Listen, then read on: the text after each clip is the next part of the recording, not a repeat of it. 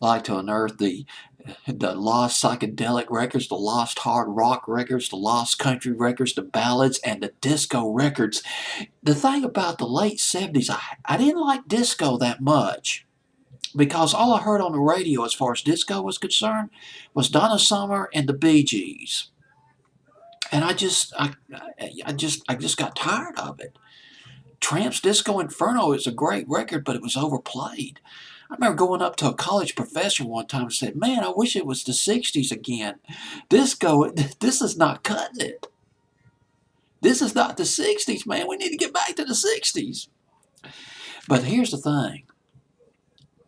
When you get beneath the Bee Gees and the Donna Summers, the Village Peoples, the flagship of the disco era, you get into these lost 45s, these scintillating lost disco records. They're by Gonzalez, Foxy, um, and this one that I want to play for you comes in at number 57 the week of September 15th, 1979 by Fern Kinney. Her version of Groove Me by King Floyd. Fern Kinney from Jackson, Mississippi.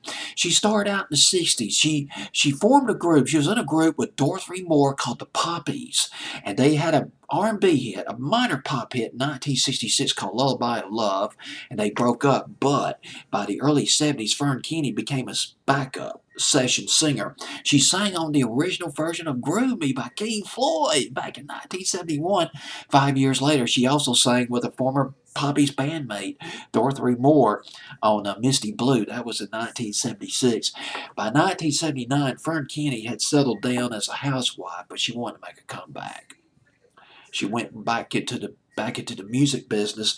She took the original version of King Floyd's Groove Me, gut bucket soul, just raw gut bucket soul, a little bit of funk in there.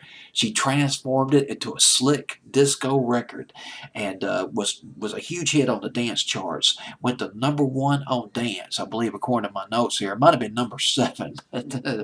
Well, I'll put it like this: it was top 10 on the dance charts. Fern Kinney's Groovy, and just a great disco track. Studio 54 all the way, baby. I'm telling you. A year later, she came out with another dance record, Together We Are Beautiful. It was covered by a British artist. It was a hit by a British artist back in the late 70s. Her version, it was a disco record. A little bit slower, a little bit more sensual. Kind of like a Donna Summer record. Her version went to number one in England in 1980. And after that, that was it. Disco imploded. And she returned to her previous career as a backup singer, Fern Kinney. That's it. That's all I got to say. Done. It's a great dance record. On Billboard's Hot 100 for about 8 weeks, it peaked at number 54. Here's Fern Kinney with her version of Groove Me.